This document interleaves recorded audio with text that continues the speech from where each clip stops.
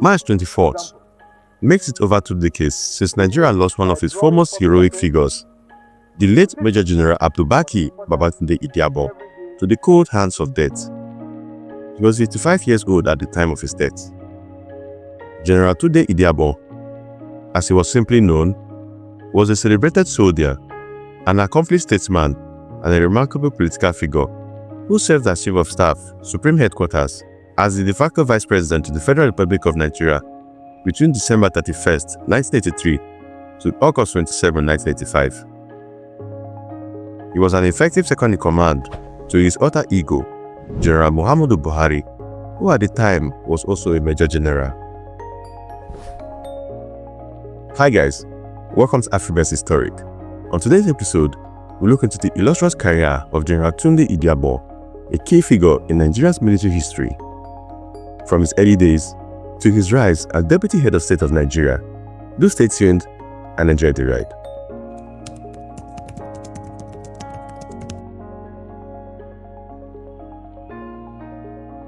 Tunde Idiagbon, who was of Fulani ancestry, was born in Ilorin, Kwara State on September 14, 1943. His father was the late Hassan Dogo, who died in 1978. Mr. Dogo was a cattle merchant in the Oroago axis of the present-day Ifelodun local government area of Kwara State before returning home after retirement. Idiagbon's mother was Lake Aisha Dogo for the Bolanta area of the ancient city of Ilorin. Idiagbon started life as a herder boy who assisted his father in tending cattle. As a young boy following cattle about and around several Igbo Mina settlements, he was very famous at Oroaga and environs as Baba Idiagbon.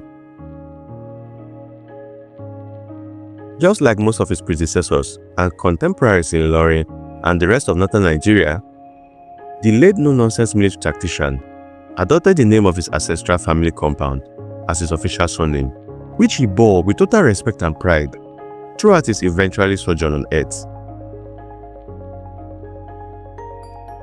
The singular act of name-bearing not only explains his respect and affirmity to his roots, but also won his illustrious forebears and their descendants veneration of unimaginable magnitude till date. General Idiagbon did not just embrace stardom or connected to immortality. He worked for the two by struggling to be educated, building a worthy personality, and believing so much in dignity of labor. Whenever he was on holiday in Ilorin, Idiagbon hawked water across the city, before graduating to become a newspaper vendor under the then doyen of journalism in Ilorin, who later served as the national president, Nigerian Union of Journalists, Michael Achajo of blessed memory. The late general attended the Ilorin United School, an institution founded by Ilorin Emirate Descendant Progressive Union, IEDPU, for his primary education between 1950 and 1952.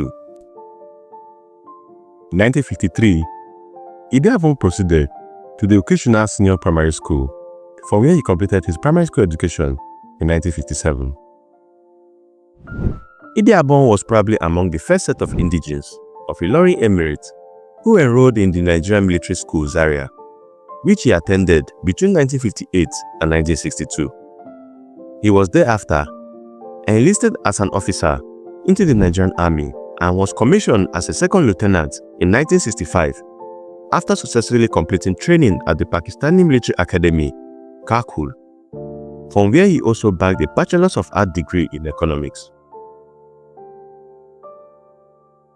He was, by that, one of the first officers who obtained a university degree while in military service. In 1976, Idiagbon went back to Pakistan, where he attended the country's Command and Staff College. He also attended the National Institute for Policy and Strategic Studies, Kuru, in 1981. In 1982, he was at the Naval Postgraduate School, United States, from where he obtained the International Defense Management Diploma. He was also a distinguished member of the Nigerian Institute of Management. As an industrious, brave and gallant soldier, Idiagbon never missed any promotion. He was a captain in 1968 during the bloody Nigerian Civil War. In 1971, he was promoted to the rank of major, and in 1974, he became a lieutenant colonel. He was decorated with the rank of full colonel in July 1978. In May 1980, this enviable son of Ilorin was elevated to the rank of brigadier general. He was eventually promoted to the rank of major general in 1984. In the course of his outstanding military services, this gallant soldier held various command posts. He was the commander, 4th Battalion of the Nigerian Army from August 1965 to February 1966. He was the sector commanding officer, 20th Battalion from October 1967 to February 1968. He also served in the same capacity at the 125th Battalion from 1968 to 1970. On 6 March 1970, Major General Idiagbon married General Idiagbon, with whom he later had 2 sons and 3 daughters together.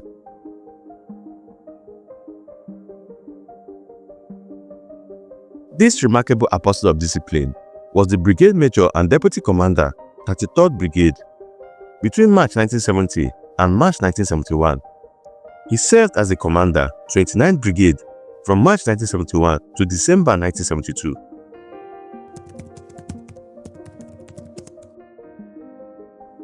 As a result of the military involvement in the political administration of Nigeria, coupled with his glittering erudition and alluring leadership skills, the late General Idiagbon was a star to the succeeding military regimes which ruled the country from the end of the Civil War to 1979 and between December 31, 1983 and August 27, 1985. He was appointed the General Staff Officer Grade 1 and later Principal Staff Officer, Supreme Headquarters, from January 1973 to August 1975. He also served as a member of the Governing Council of the University of Jos, Plateau State. Idiagbon's direct political career, however, began in August 1978, when he was appointed the military administrator of the old Borno State. He was at the time the commander, 33rd Brigade of the Nigerian Army, Maiduguri, as well as a member of the National Council of States till October 1, 1979, when he handed over the administration of the then Borno, which included the present-day Yobe State, to Muhammad Goni, who was elected governor on the platform of the Great Nigerian People's Party, GNPP. From October 1979, General Idiagbon was the Director, Manpower and Planning, Army Headquarters, till February 1981. Between 1981 and 1983, he was the Military Secretary. He was on that position when he and his colleagues overthrew the government of Shehu Shagari, which they accused of mismanagement of the nation's resources. While General Idiagbon was no doubt the engine room and brainbox and the star boy of the military regime headed by General Buhari, the story of how he emerged as the deputy head of the corrective government needs to be shared for us to have an insight into the unique leadership partnership he built with his lanky boss and friend. He was, indeed, very clear that neither General Buhari nor General Idiagbon was the initiator of the coup that toppled Shagari. They were, however, the greatest beneficiaries of the plot, courtesy of their integrity and decency. Buhari was said to have been invited to head the government as a way of adding much-needed legitimacy to the desire of military adventurers in power who initiated and executed the coup. Such invitation was premised on Buhari's profound administrative experiences and infectious integrity, which characterized his career as the military governor in charge of the present-day Northeast region, as well as being the Minister of Petroleum and chairman of the Nigerian National Petroleum Corporation (NNPC). General Buhari was said to have accepted to lead the nation only on the condition that he is granted absolute liberty to select his deputy. Because he was so needed, he was allowed to make his choice, and the lot fell on Idiagbon because of his apparent compatibility in the realm of background, career path, integrity, personality, and political philosophy. He was, therefore, not surprising that the duo not only worked seamlessly throughout, but the latter was given free hand to operate. That alluring working relationship saw him dominating the government so well that from the first and only time in the political history of Nigeria, the names of the head and deputy were used to nomenclate the administration of Buhari and Idiagbon regime, even when the head of state did not pass on while in office. Adding credence to that assertion, General Buhari had said in an interview he granted a news magazine in 1993 that General Idiagbon was among the 3 Nigerian military officers he trusted and respected most.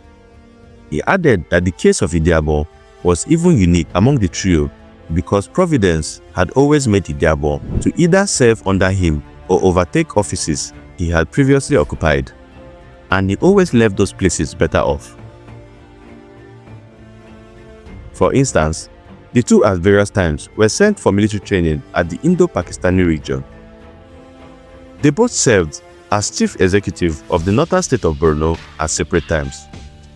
Also, Idiagbon took over from Buhari as the military secretary. Idiagbon was responsible for introducing, announcing and implementing many of government's major policies, some of which include war against indiscipline, currency change and currency exchange rate policy, import substitution industrialization policy, go back to land program, among others. If you find this video worthwhile, please take out some time to smash a like and subscribe to the channel. Thank you. Now let's get back to the video. General Idiagbon was a man who not only chorused discipline, he lived it throughout his life and career. He was a man who utilized the privileges of several offices he had held to promote nation building and national development. He demonstrated absolute honesty, loyalty, and comradeship to the extent that 35 years after he left public office and 2 decades after his death, no one has accused him of any form of moral or financial corruption. He was in fact an epitome of transparency, honesty, and incorruptibility.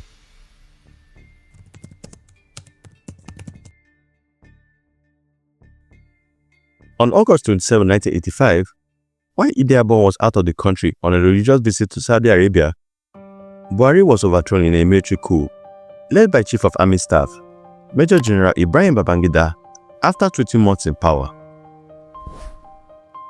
At that point, the billionaire Saudi monarch, the late King Fahd bin Abdulaziz Al Saud, called Idiagbon and made an offer. The Saudi king told Idiagbon that he would get a palatial mansion and stay for his retirement for life and forget about the idea of returning to Nigeria. Idiagbon politely declined the offer and told King Fahd that he had to return to Nigeria for 2 good reasons, one of which was to make a statement that he was not a coward, so his family will later walk proud, and that it would also be a great honor for him to die beside his boss General Buhari, who saved his life during the Nigerian Civil War. Few days later, he entered the Nigerian airspace. Armed soldiers and all kinds of weapons waited for him at the airport, but he did not budge.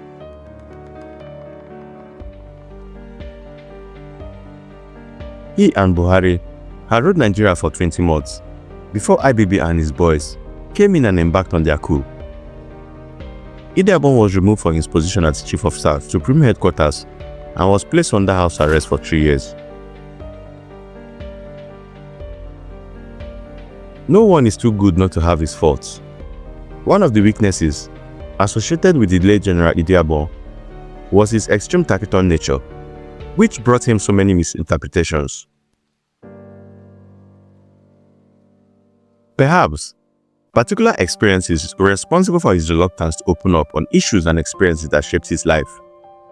After his displacement from office, and unlike his boss, he neither granted any press interview nor made any public statements for people to know where he stood on issues. His lack of will to put account of his life and times, directly or through someone else, into writing has surely foreclosed for his countrymen and women the privilege of learning one or two factors that accounted for his unique personality and statesmanship. It is also believed that his involvement in military politics was also a mistake. Politics of whatever nature is too dirty for a man who believed and expected loyalty and who could neither lie or withstand betrayal. Perhaps he should have refused every effort to bring him into it. That would have made him a professional soldier to the core and saved him from the disappointment he eventually suffered from his colleagues. But having said this, it is viewed by many others that late General Idiagbon was an uncommon human and human phenomenon who contributed a lot to the evolution and development of this country as a citizen and leader. On March 24, 1999, Idiagbon died under very suspicious circumstances at the age of 55. Thanks for watching this video, guys.